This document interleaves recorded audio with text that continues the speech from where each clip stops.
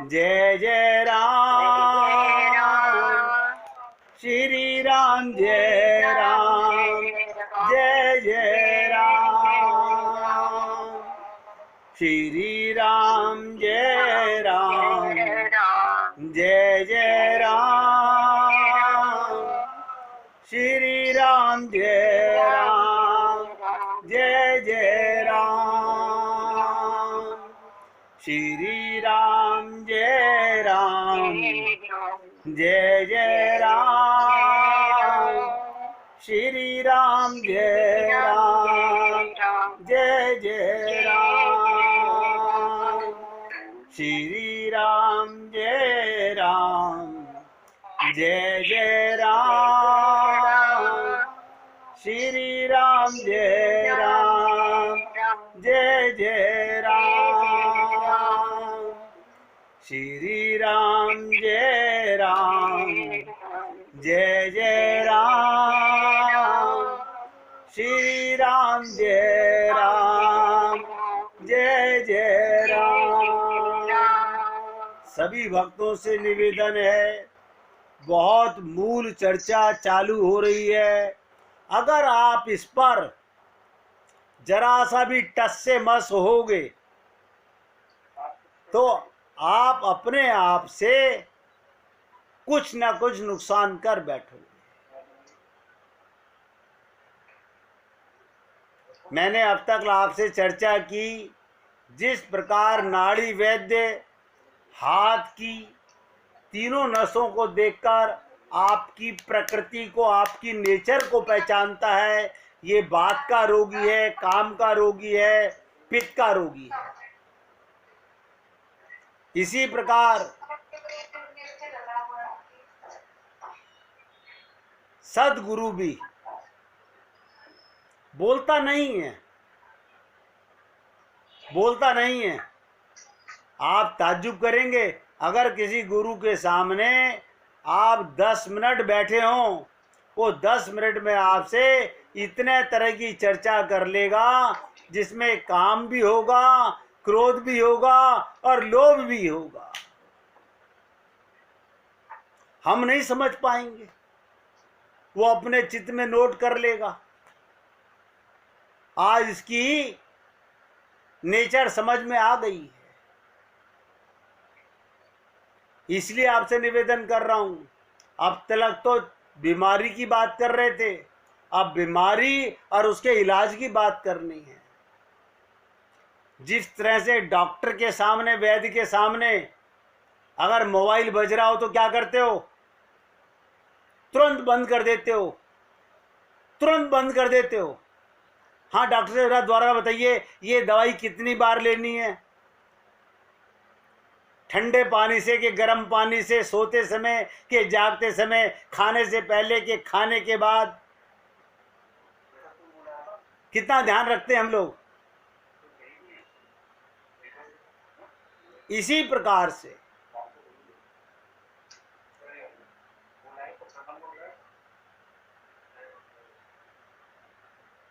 जो व्यक्ति यहां पर एकाग्रचित्त नहीं होगा वो नुकसान उठाएगा। हमारे अशोक जी के सामने कोई बैठा हुआ है, वो उससे बात करने से बाज नहीं आ रहे। भाई साहब ये बंद करो, अशोक भाई साहब, अशोक भाई साहब प्लीज अपना म्यूट करो, ये बंद करो आवाज। आप ध्यान से सुनिएगा, रामचरितमानस क्या है, बहुत ध्यान से सुनिएगा। रामचरितमानस क्या है? चिकित्सा के संदर्भ में यदि हम देखें तो इसमें विभिन्न रोगियों का वर्णन किया गया है जो स्वस्थ नहीं हो पाते। उन रोगियों में कुछ ऐसे हैं जो स्वस्थ हो जाते हैं। हर बीमार का इलाज नहीं हुआ जाता, कुछ इलाज करा पाते हैं, जो परहेज करते हैं उनका इलाज हो जाता है। जो परहेज नहीं करते, जो गुरु की बात नहीं मानते, शास्त्रों की बात नहीं मानते, यही परहेज है। वो अपने मन की बात मानते हैं। उनका इलाज करना कठिन है, असंभव नहीं मगर कठिन है। तो जो स्वस्थ नहीं हो पाते, इन रोगियों के दृष्टांतों का माध्यम मानो ये बताया गया कि किस प्रकार के व्यक्ति स्वस्थ होते हैं तथा किस प्रकार के व्यक्ति रोगियों की अस्वस्थता दूर नहीं हो पाती। मैं एग्जाम्पल देकर के बताऊंगा और रामचरित मानस से ही बताऊंगा, ताकि हम लोगों को हाथ की हाथ अपने आप में देखते रहें कि क्या मैं भी इसी की कैटेगरी में आता हूं।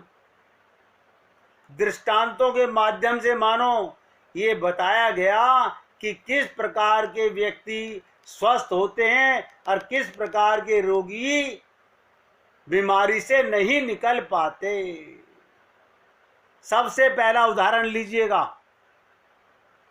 भगवान शंकर की पूर्व पत्नी सती।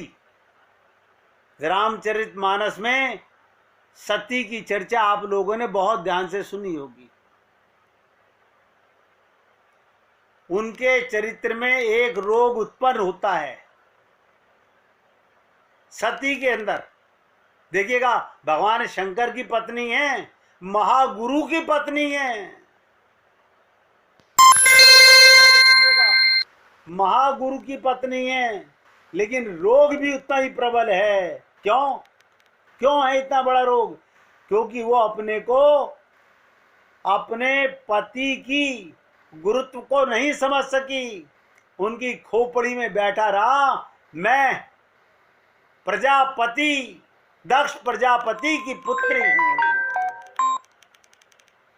बहुत ध्यान से समझिएगा, सती में सबसे बड़ी बीमारी क्या? उन्होंने भगवान शंकर की पत्नी होना बड़प्पन नहीं माना कि मैं महागुरु की पत्नी हूं।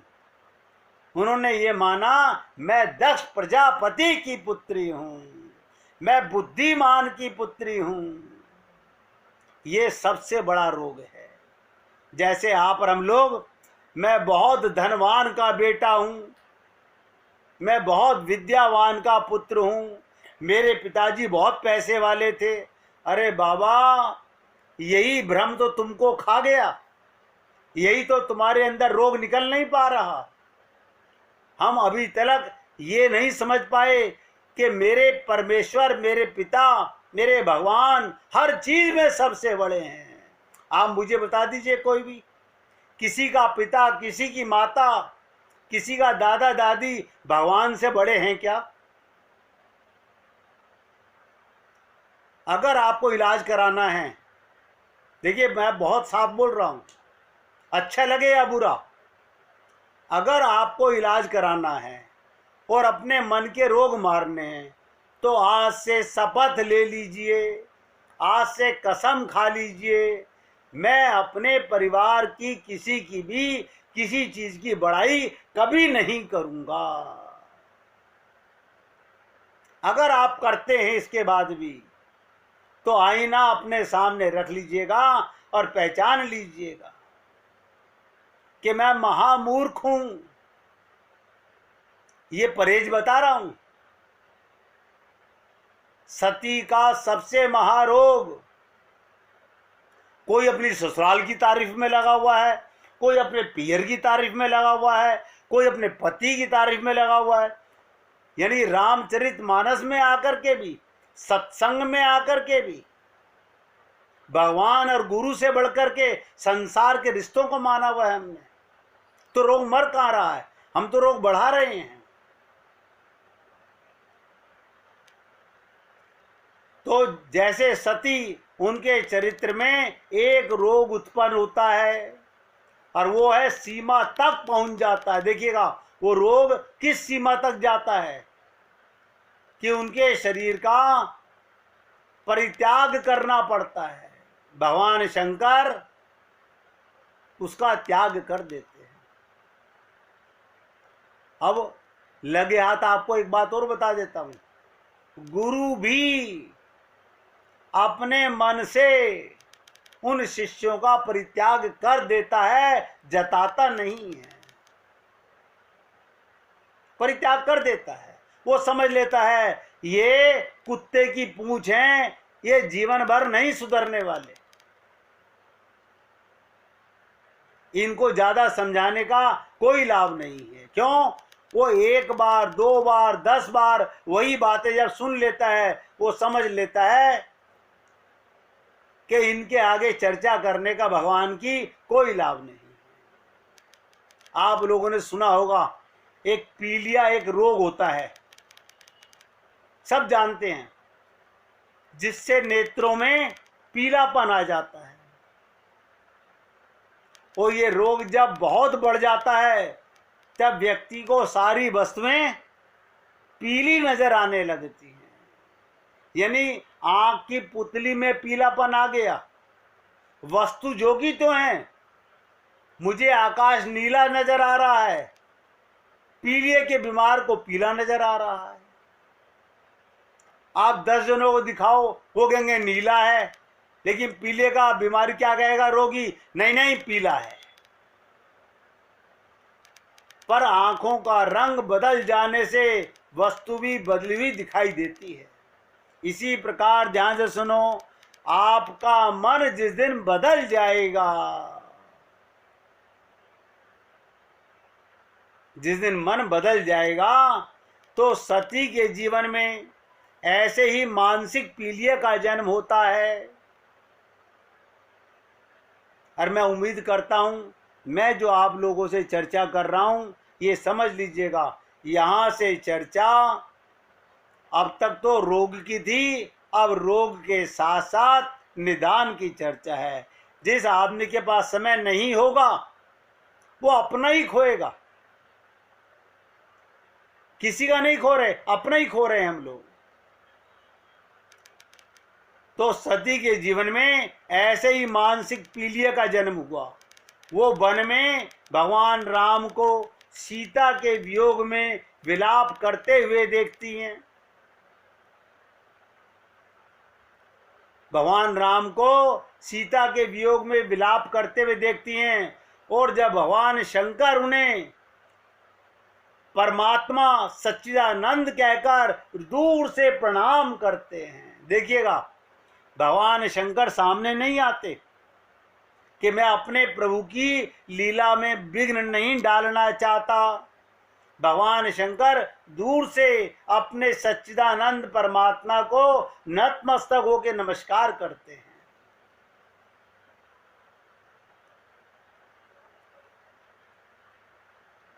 और सती चकित हो जाती हैं। देखिएगा रोग कहां से पैदा हुआ। सती चकित हो गई क्योंकि राम उन्हें अत्यंत साधारण व्यक्ति दिखाई पड़ रहे हैं। उनकी दृष्टि में बहुत साधारण व्यक्ति हैं राम, उन्हें उनमें ईश्वर नजर नहीं आया, कोई चिन्ह दिखाई नहीं पड़ता। भगवान शंकर चाहते हैं कि सती का ये रोग किस प्रकार से दूर हो। ध्यान से सुनो, अब रोगी भी तुम्हारे सामने हो गया, और गुरु शंकर और उन्हीं की पत्नी रोगी। देखिए कमाल की बात।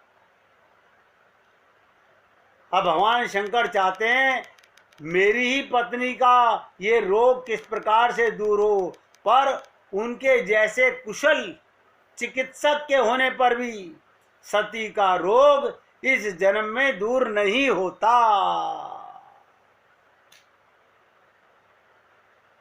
क्यों? आप लोगों ने कहावत सुनी होगी, घर का जोगी जोगना, बाहर का जोगी सिद्ध। उन्हें अपने पति शंकर में महागुरु नजर नहीं आ रहे। अपना ही पति महागुरु है, बड़े वैद्य हैं, लेकिन उन्हें नजर नहीं आ रहा।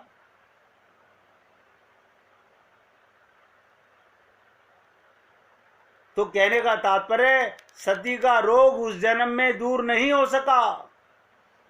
वो दूर कब होता है, ध्यान से सुनिएगा, जब सती पार्वती के रूप में नया जन्म प्राप्त करने के बाद मर गई। बुद्धि के प्रबलता पर, बुद्धि के गलत परिचय पर मृत्यु करना जरूरी था, मर जाना मंजूर था, लेकिन पति की बात, गुरु की बात हम नहीं मानेंगे।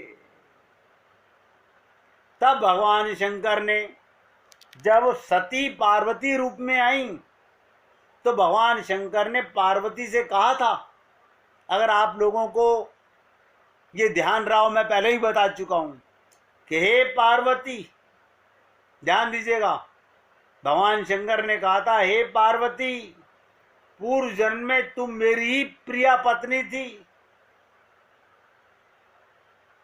पहले जन्म में भी तुम मेरी पत्नी थी, सती थी, और तुम्हारी जो समस्या थी, जो तुम्हारा रोग था, वो किसी वस्तु को नहीं। पार्वती जी कह रही है वो रोग कहाँ था? तो भगवान शंकर बता रहे हैं, तुम्हारी दृष्टि, वो रोग तुम्हारी आंख में था, तुम्हारी दृष्टि में था। नैन दोष जा जह कह होई, पीत वरन शशि कहूं कैसोई। जब किसी व्यक्ति के नेत्रों में दोष आ जाता है, जब किसी व्यक्ति के नेत्रों में दोष आ जाता है, तब उसे चंद्रमा पीले रंग का प्रतीत होता है। इसी प्रकार रामचंद्र में तुम्हें जिस प्रकार दोष का दर्शन हो रहा था, उसका तात्पर्य यही था कि तुम्हारी दृष्टि में भी भ्रम आ गया है, भ्रम पैदा हो गया था। पर जब पार्वती सती थी, तब उनका ये रोग दूर नहीं हुआ। ये बातें मैं आपसे क्यों कह रहा हूं? अगर आपकी बुद्धि में डॉक्टर से दवा लिखवा रहे हो और मन में श्रद्धा विश्वास नहीं है, पता नहीं, देखो इलाज तो करा रहे हैं, होगा कि नहीं होगा, क्या खा के इलाज होगा?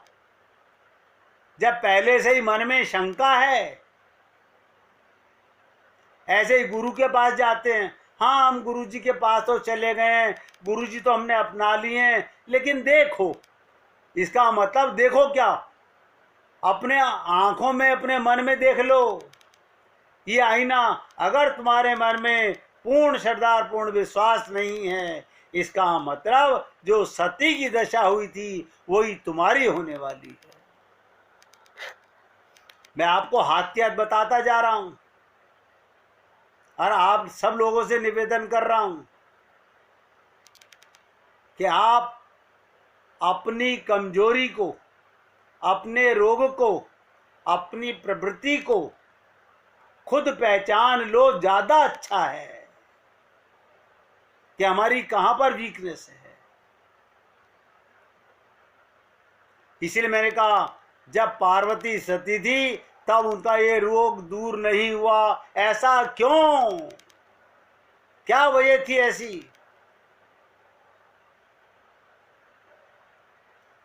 हमने आपसे, आप सब जितने भी भक्त लोग सत्संग में हैं, हमने सबसे निवेदन किया है, सबसे निवेदन किया है क्या? कि अब से हम कभी भी अपने परिवार की किसी सदस्य की तारीफ नहीं करेंगे। क्यों? हमें पता चल चुका है, मेरे तो गिरधर गोपाल दूसरों ना कोई, मैं उनका अंश हूं, उनकी तारीफ करो ना भगवान की। ये इसी जन्म के पति, इसी जन्म के माता, इसी जन्म के पिता की तारीफों में पुल बांध रहे हो। इसका मतलब अभी भी तुम्हारे अंदर सती वाला रोग विद्यमान है। अब ध्यान सुनिएगा, सती का इलाज क्यों नहीं दूर हुआ? इसलिए ध्यान से सुनो कि रोग की चिकित्सा के लिए सबसे बड़ी आवश्यक बात क्या थी? गहराई से सुनिएगा कि व्यक्ति अपने रोग का अनुभव करे और वैद्य के सामने निष्कपट भाव से अपने रोग को स्वीकार करे। निष्कपट भाव से। सती भगवान शंकर की प्रिय पत्नी है, सोचिएगा, और भगवान शंकर आध्यात्मिक दृष्टि से वैद्य हैं, गुरु हैं। जैसे शरीर के रोगों को वैद्य दूर करता है, उसी प्रकार रट लो, मन के रोगों को गुरु द्वारा दूर करना होता है। संसार में कोई डॉक्टर, कोई वैद्य नहीं मिलेगा जो आपके मन के रोगों का इलाज कर सके। गुरु ही आपके मानसिक रोगों का इलाज कर सकता है। अन्य गुरु तो कुछ लोगों के ही गुरु होते हैं, ध्यान सुनिएगा। बाकी गुरु तो कुछ लोगों के गुरु होते हैं, पर भगवान शंकर के बारे में तो कहा गया त्रिभुवन गुरु, तुम त्रिभुवन गुरु वेद बखाना। ये वेद कह रहा है कि तुम तो तीनों लोकों के गुरु हो। भगवान शंकर के लिए कहा गया तुम त्रिभुवन गुरु वेद बखाना, आन जीव पावर का जाना। अगर मैं जो बातें आपसे निवेदन कर रहा हूं, आप इन बातों को बहुत एकाग्रता से, बहुत ध्यान से, चित्त लगा करके सुनोगे तो सच्ची बात है, हम कामयाब हो जाएंगे, हम निरोगी हो जाएंगे, हम भगवान के प्रेमी हो जाएंगे। कहते हैं व्यक्ति को दुख से निराश ना होकर, किसी भी दुख से निराश ना होकर नई सुबह की प्रतीक्षा करनी चाहिए। संसार में सुख भी है और दुख भी है, लेकिन सुख और दुख दोनों ही टेम्परेरी हैं। यहां कोई ऐसा सुख नहीं है जो परमानेंट हो। जब सुख परमानेंट नहीं है तो दुख परमानेंट कैसे हो सकता है? आज तक एक भी व्यक्ति ऐसा नहीं हुआ जो सदा दुखी रहा हो या सदा दुखी रहा करे।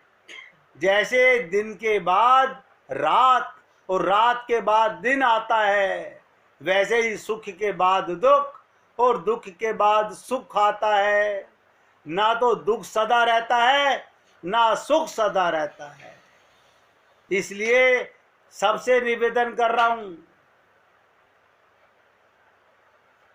घबराओ मत, केवल इस सत्य को स्वीकार कर लो। ये सत्य सदा ऐसा नहीं रहेगा। रात बीतेगी, फिर दिन आएगा, फिर दिन जाएगा, फिर रात आएगी।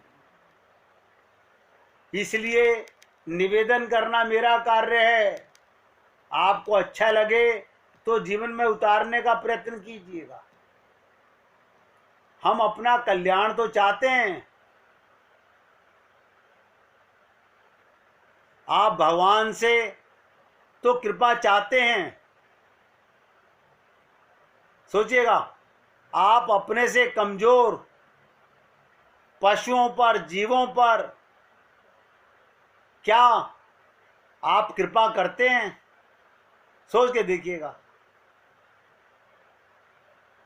आप भगवान से तो कृपा चाहते हो, क्या आप अपने से कमजोर जीवों पर खुद कृपा करते हो, पशुओं पर कृपा करते हो? तो आप सोचिएगा, जब हम अपने से कमजोर को कृपा नहीं कर सकते तो भगवान देख रहा है, हम कृपा पाने के अधिकारी नहीं हैं। जो पशुओं को मारता है, उन्हें तंग करता है, उन्हें दुखी करता है, आप सोचिएगा, उसी प्रकार भगवान की दृष्टि में सबके पाप और पुण्य नोट किए जाते हैं। संसार में ऐसी कोई परिस्थिति नहीं है जिसमें मनुष्य का कल्याण ना हो सकता हो। मैंने आपके सामने बताया, सती अपने पूरे जीवन काल में अपना कल्याण नहीं कर सकी। क्या कारण था? अपने को शंकर भगवान की पत्नी मानने से ज्यादा खोपड़ी में ये बात बैठी थी, मैं तो दक्ष प्रजापति की पुत्री हूं। इसलिए मैंने आपसे निवेदन किया, एग्जाम्पल देके बता रहा हूं। भगवान शंकर को तीनों लोकों का गुरु कहा गया। तुम त्रिभुवन गुरु वेद बखाना, आन जीव पावर का जाना। आप सोचिएगा, फिर हमारा कल्याण कैसे होगा? मन में रहती दुनियादारी, फिर क्या गुरु अपना लिया, क्या सत्संग कर लिया?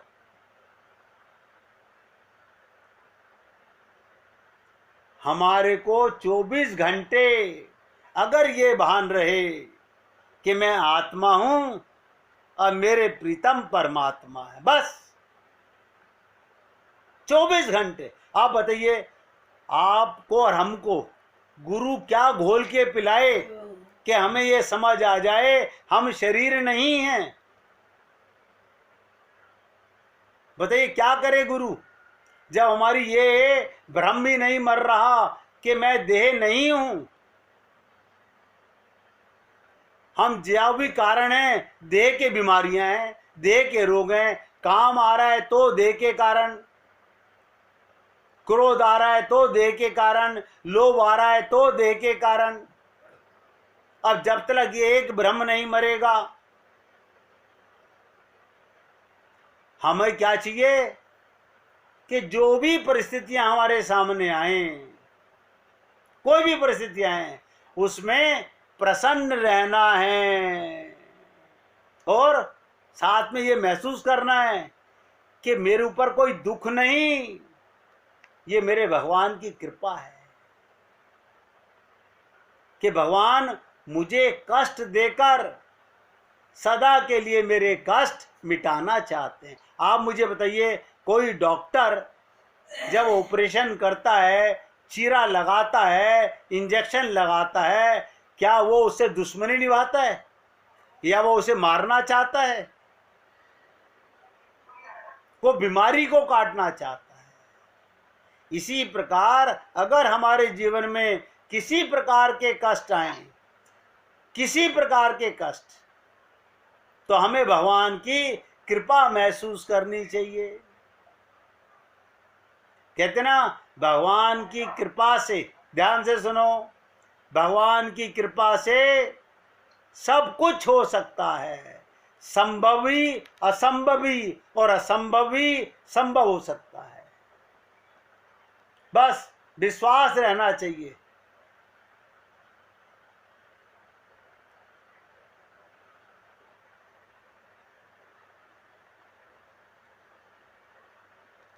अगर आप और हम लोग बहुत छोटी छोटी सी एकाग्रतापन में रख लें, हम हर 10 मिनट के बाद में एक आदत डाल लें कि अगर हमें अपना कल्याण करना है, जैसे याद आए, जैसे याद आए, हे नाथ, हे प्रभु, हे स्वामिन, मैं आपको भूलूं नहीं, आपके चरणों में मेरा चित्त लग जाए। भगवान श्री कृष्ण ने क्या कहा था? अभ्यास न कौनते, अभ्यास करने से होगा। अब खाली हम ये सोचें हमने सुबह पूजा कर ली तो सारा दिन क्या कर रहे हैं? मैं तो कहता हूं आप घर में ध्यान सुनिएगा, जो स्त्री रोटी बना रही है, झाड़ू लगा रही है, बर्तन मांज रही है, ये भी भगवान की पूजा है। आप दुकान चला रहे हैं, ये भी भगवान की पूजा है। आप डॉक्टर हैं, मरीज देख रहे हैं, ये भी भगवान की पूजा है। क्योंकि प्रत्येक कर्म को भगवान के निमित्त कर दीजिए, सारे कर्म भगवान की पूजा बन जाते हैं।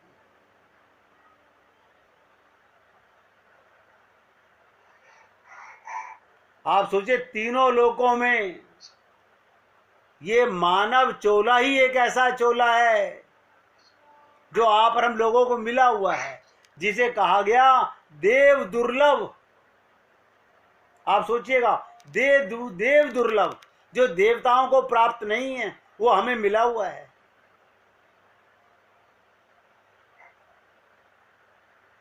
जो व्यक्ति निष्काम कर्म करता है, कर्म तो करता है, कर्म सबको करना है, जो निष्काम कर्म करता है वो भगवान की दृष्टि में फल पाने का अधिकारी, फल माने प्रेम फल मिलने का अधिकारी होता है। भैया, आज से चर्चा एक विशेष आपके साथ चालू की है। अभी सती की चर्चा पूरी नहीं हुई है, अभी तो सती के बारे में बहुत कुछ बताना बाकी है कि क्या कारण था सती में, ऐसी कौन सी कमी थी, कौन सा अहंकार था, कौन सा क्रोध था, क्या रोग थे कि भगवान शंकर के रूप में पति को पाकर के भी अपना कल्याण नहीं कर सकी। और मैंने तो आज आपसे एक ही चीज के लिए निवेदन किया है कि जब तारीफ करनी हो अपने भगवान की और अपने संत महात्माओं की, अपने गुरु की तारीफ करो। संसार की तारीफें, हाँ, संसार में कोई भक्त है उसकी खूब तारीफ करो। आपके परिवार का कोई सदस्य है और भगवान का भक्त है, उसकी खुल के तारीफ करो। आज यहाँ सत्संग को विराम दे रहा हूँ, कल फिर इससे आगे गहन चर्चा